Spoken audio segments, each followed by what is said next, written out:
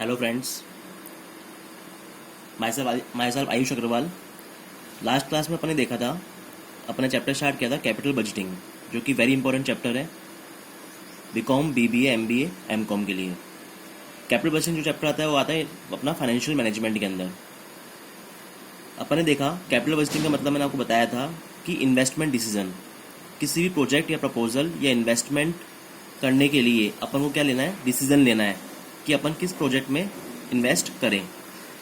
तो उसके लिए अपने पास 6 मेथड्स अवेलेबल थे: payback period method, post payback profitability method, average rate of return method, net present value method, present value index method and internal rate of return method. In 6 method के 6 formulas हैं।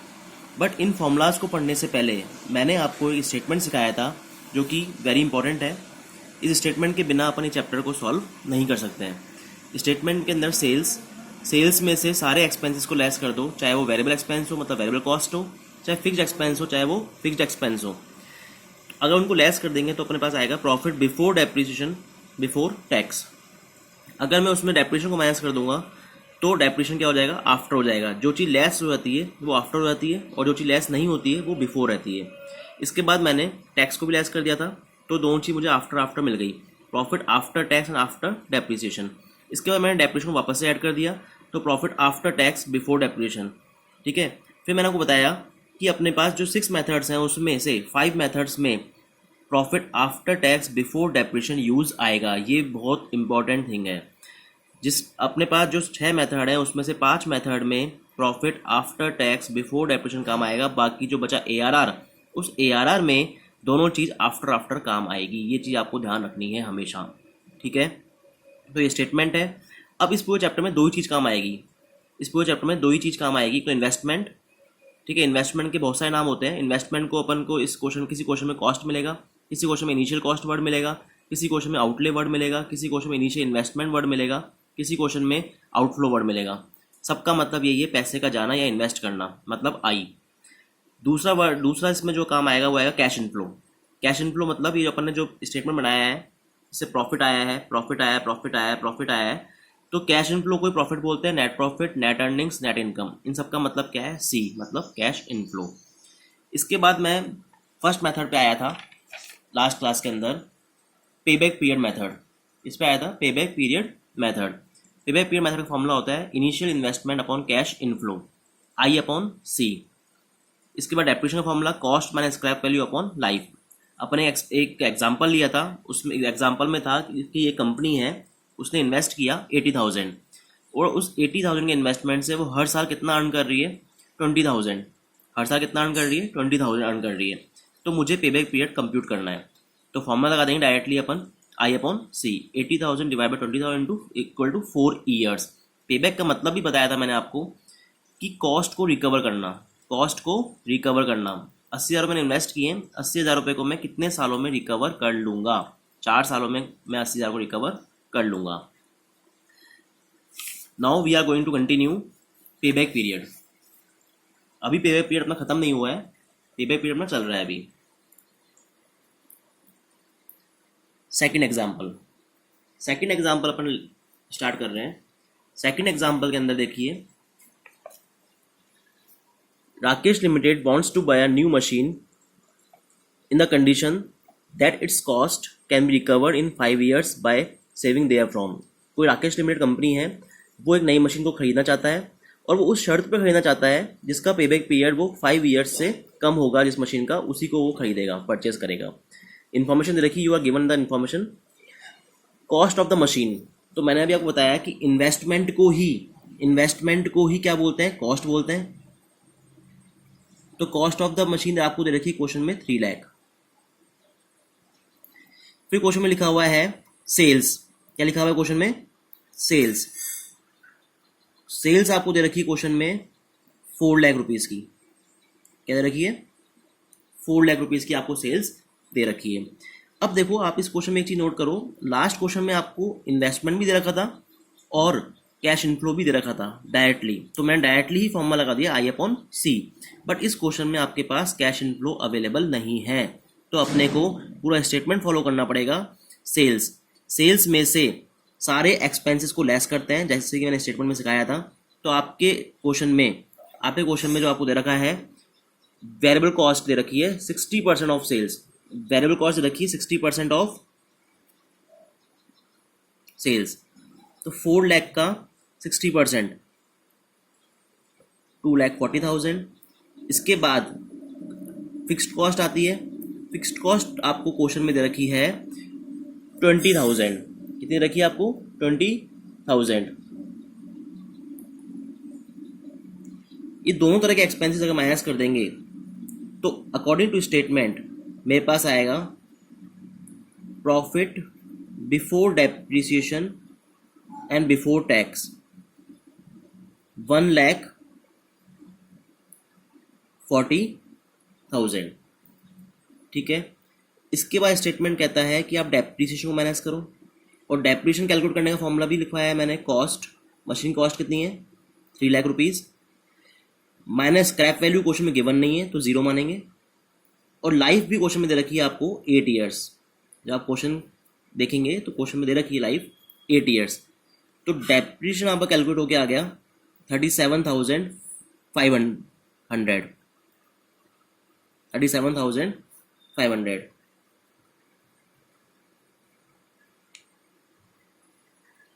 Profit after depreciation before tax, क्योंकि depreciation क्या हो गया? Less हो गया, और जो चीज लेस हो जाती है वो आफ्टर हो जाती है। तो ये आपका आएगा 102,500। इसके बाद नंबर आता है टैक्स का। टैक्स की जो रेट है वो अपन को क्वेश्चन में हमेशा मिलेगी। आपको क्वेश्चन में दे रखी है 30%। टैक्स की जो रेट दे रखी है आपको कितनी रखी है? 30%। टैक्स की जो रेट दे रखी है आपको 30%। 102,500 का अपन 30% करेंगे तो 30,750 ये आपका टैक्स कैलकुलेट होके आ गया। इसको भी अगर माइनस कर दूंगा तो आपका आएगा 7,750। Profit after tax and after depreciation, मतलब दोनों चीज लेस हो गई। अभी डेप्रिसिएशन भी लेस हो गया, टैक्स भी लेस हो गया, तो दोनों चीज मेरे को आफ्टर मिल गई। Profit after tax after depreciation. फिर स्टेटमेंट कहता है कि डेप्रिसिएशन वापस से ऐड करो, जो कि अपन स्टेटमेंट पढ़ चुके हैं। डेप्रिसिएशन मेरा था 37,500, उसको मैं वापस से ऐड कर दूंगा, तो ये मुझे मिल जाएगा जो मुझे क्वेश्चन आंसर के लिए चाहिए। Profit after tax before depreciation, ये मेरा आ गया 109,250। 109,250। This is cash in flow, this is cash in flow. अब आपको पेबैक पीरियड कैलकुलेट करना था इस क्वेश्चन में।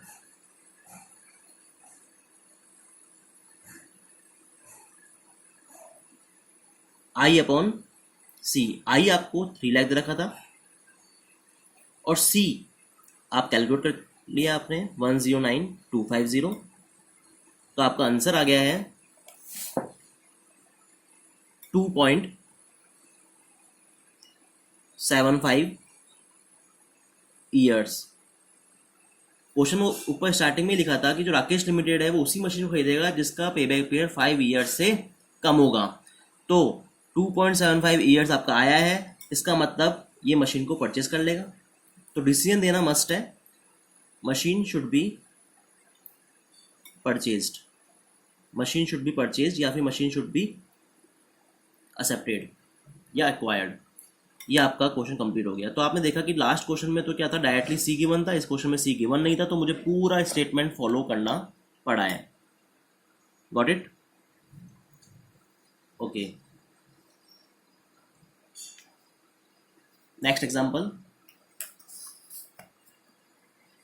अभी पेबैक पीरियड के अंदर ही नेक्स्ट टॉपिक है। पेबैक पीरियड अभी अपना फिनिश नहीं हुआ है, पेबैक पीरियड के अंदर ही नेक्स्ट टॉपिक है। If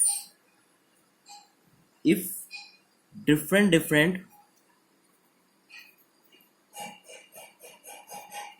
profits are given in different years, अभी तक दो एग्जांपल्स में क्या था कि अपन को फर्स्ट एग्जांपल में रखा था 20,000 का प्रॉफिट, तो हर साल अपन 20,000 ही कमा रहे थे, ठीक है। लास्ट एग्जांपल में क्या था कि मेरा 109250 आया था, इसका मतलब ये होता है हर साल मैं सेम प्रॉफिट अर्न कर रहा हूँ, तो मैं फॉर्मूला क्या लगा रहा हूँ, I/C लगा रहा हूँ। बट अपने पास ऐसा होता है कि अपनी इनकम क्या होती है, फिक्स नहीं होती है। किसी साल अपन ने प्रॉफिट कमाया 50,000, किसी साल अपन ने प्रॉफिट कमाया 30,000, किसी साल 60,000, किसी साल 20,000। तो जब डिफरेंट डिफरेंट ईयर्स के प्रॉफिट दे रखे होंगे तो अपन I/C पुट नहीं कर पाएंगे। जैसे कि अपन एग्जाम्पल देखेंगे, एग्जाम्पल से पहले मैं आपको समझाना चाहूँगा, उसके बाद मैं आपको फॉर्मूला बताऊंगा।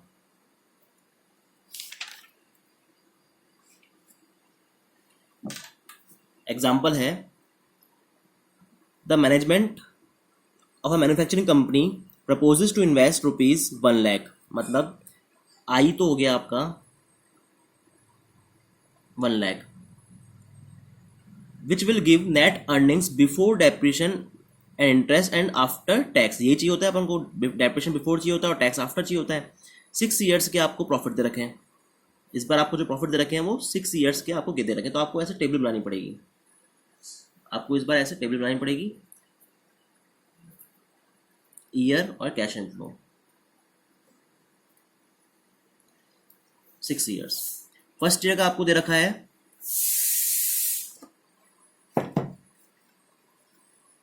30,000,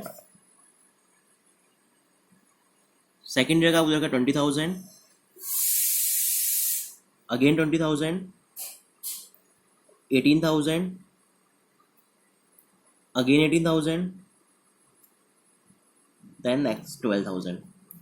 ये आपका क्वेश्चन है, आपको इसमें कैलकुलेट करना है पेबैक पीरियड। क्वेश्चन डिफरेंट आ गया, देखो इस बार 6 साल के प्रॉफिट है आपके पास, I/C कैसे लगाओगे, क्योंकि सी तो आपके बहुत सारे हैं, तो कौन सा सी आप इसमें लगाओगे। तो ऐसे क्वेश्चंस में पेबैक पीरियड कैलकुलेट करने के लिए आपको क्यूमुलेटिव करना पड़ता है। क्यूमुलेटिव कैश एंड फ्लो क्या करना पड़ता है आपको, इसका क्यूमुलेटिव करना पड़ता है। और क्यूमुलेटिव कैसे करते हैं, 30,000, 30 + 20, 50,000, 50 + 20, 70,000, 70 + 18, 88,000, 88 + 18, 106, 106 + 12, 1,18,000। ये आपका क्यूमुलेटिव कैश एंड फ्लो हो गया। अब पेबैक का मतलब क्या सिखाया था मैंने, कॉस्ट को रिकवर करना। कॉस्ट कितनी है अपनी, 1,00,000 रुपीज़। कॉस्ट को रिकवर करना, कॉस्ट को रिकवर कैसे करेंगे, मतलब 1,00,000 रुपये में कितने सालों में कमा लूँगा। तो कंसेप्ट तो वही है, कितने सालों में कमा लूँगा। तो आप देखिए कि मैं कमाऊँगा 4 और 5 साल के बीच में, मैं कमाऊँगा 4 और 5 साल के बीच में। 4 साल में तो मैं कमा पाता हूँ 88,000 और 5 ईयर्स में मैं कमा लेता हूँ 106,000। मतलब 4 साल में तो मैं 88,000 रुपये कमा पाता हूँ और 5 साल में मैं कमाता हूँ 1,06,000 रुपये। लेकिन मुझे तो क्या चाहिए, एग्जैक्ट 1,00,000 का निकालना है कि आप एग्जैक्ट 1,00,000 रुपीज़ कितने सालों में या कितने साल महीने में अर्न कर लोगे। तो देखिए 4 साल तो आपको लगेंगे कमाने में, 4 ईयर्स तो लगेंगे क्योंकि 4 ईयर्स में तो आप 88 तक ही पहुँच पाते हो। तो 4 साल प्लस इन्वेस्टमेंट कितना है आपका, 1,00,000 है, माइनस 4 साल में आपने कितना कमा लिया, 4 साल में आपने 88,000 कमा लिया। अब जो ये 1,00,000 माइनस 88, 12,000 रुपये जो कमाना बाकी रह गया, 12,000 रुपये जो कमाना बाकी रह गया है वो अपन क्या करेंगे, नेक्स्ट ईयर के प्रॉफिट में से कमाएंगे, नेक्स्ट ईयर के प्रॉफिट में से निकालेंगे, ठीक है। तो 4 + 12 डिवाइड बाई 18,000, 4 + 12 डिवाइड बाई 18,000 मतलब 4 + 6 × 12, 6 × 3 = 18। इसको अपन ऐसे काट सकते हैं और इसको अपन ऐसे लिख सकते हैं 4.67 ईयर्स। क्या लिख सकते हैं इसको अपन, 4.67 ईयर्स। मतलब 4 साल में तो 88 कमा पाते हो और 5 साल में आप 1,06,000 कमाते हो। तो आपको यहाँ तो ये तो मालूम चल ही गया था कि आंसर 4 और 5 के बीच में आएगा। तो 1,00,000 का निकालना है, तो 1,00,000 रुपये में 4 साल और कुछ महीने यानी 7-8 महीने आएगा ये। अगर आप 0.67 को 12 से मल्टीप्लाई कर दोगे तो आपका आंसर महीनों में भी आ जाएगा। बट अपन को ऐसा करने की ज़रूरत नहीं है, अपने पास कैलकुलेटर अवेलेबल है, तो अपन को इतना ही छोड़ के आना है, 4.67 ईयर्स। ये आपका आंसर है पेबैक पीरियड का। अब सर आपने इसमें आपने फॉर्मूला बताया ही नहीं। फॉर्मूला पहले मैंने आपको एक्सप्लेन किया है, फॉर्मूला मैं आप लोगों को अब बताऊंगा, क्योंकि अगर मैं पहले फॉर्मूला लिखा देता, इसका फॉर्मूला इसका थोड़ा बड़ा है, अगर पहले फॉर्मूला लिख देता तो आपको समझ में नहीं आता। पहले मैंने इस फॉर्मूले को आपको समझाया है, दोबारा देखिए। पहले सबसे पहले मैंने क्या किया, इसको क्यूमुलेटिव किया, सारे इनफ्लोज को मैंने क्यूमुलेटिव किया। इनफ्लोज कैसे क्यूमुलेटिव कैसे होते हैं? 30 का 30, 30 plus 20 50, 50 plus 20 70, 70 plus 18 88, 88 plus 18 106, 106 plus 12 118। अब अपन को 1 लाख रुपए कहाँ कमाना है, तो इसका फॉर्मूला ये होता है कंप्लीटेड ईयर्स। अपन 1 लाख से जस्ट कम वाला देखेंगे, मतलब 88, तो 4 साल तो कंप्लीटेड ईयर। अब लिख रहा हूँ मैं फॉर्मूला इसका, कंप्लीटेड ईयर्स 4 साल तो लगेंगे लगेंगे, प्लस इन्वेस्टमेंट माइनस 4 साल में अपन ने कितना कमा लिया, तो मैंने क्या लिखा था 88, तो इसको अपन लिखेंगे फॉर्मूले के अंदर profit earn in completed years upon मैंने क्या लिखा है, 4 साल के प्रॉफिट यहाँ तक आ गए, नेक्स्ट ईयर का प्रॉफिट लिया है मैंने, तो अपॉन नेक्स्ट ईयर प्रॉफिट। तो फॉर्मूला इसका बड़ा था, इसलिए पहले मैंने एक्सप्लेनेशन किया, उसके बाद मैंने फॉर्मूला लिखा है। आपका समझ में बात आ गई? Completed years plus investment minus profit earn in completed years upon next year profit. ये आपका पेबैक पीरियड यहाँ फिनिश हो गया है। किसी को डाउट? आप लोग मुझे अपनी क्वेरीज यूट्यूब चैनल के अंदर मेरे कमेंट बॉक्स में डाल सकते हैं, सबको उसमें यहाँ पे रिप्लाई मिल जाएगा। किसी कोई प्रॉब्लम हो तो आप मुझे यहाँ पे बता सकते हैं।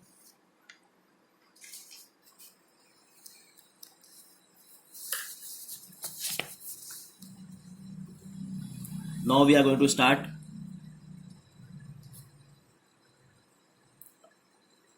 अच्छा बच्चों, अभी तो मैं तुम्हें एक बात बताता हूँ। अभी लॉकडाउन का है जो आपको पता चल रहा है, अभी लॉकडाउन चल रहा है अपना, करीब 1.5 मंथ हो गया है। तो अभी कुछ नहीं कह सकते अपन कि ये भाई आपके एग्ज़ाम्स जो किसी के रह गए हैं वो जून में होंगे या नहीं होंगे या कब होंगे। ठीक है, उसको देखते हुए मैं थोड़ा सा आप लोगों के लिए ट्राई कर रहा हूँ ये ऑनलाइन क्लासेस वगैरह। तो आप घर पे रहिए, सेफ रहिए, एंड मेरे इसको यूट्यूब चैनल को देखिए और थोड़ा सा पढ़ने की कोशिश कीजिए। Okay, thanks.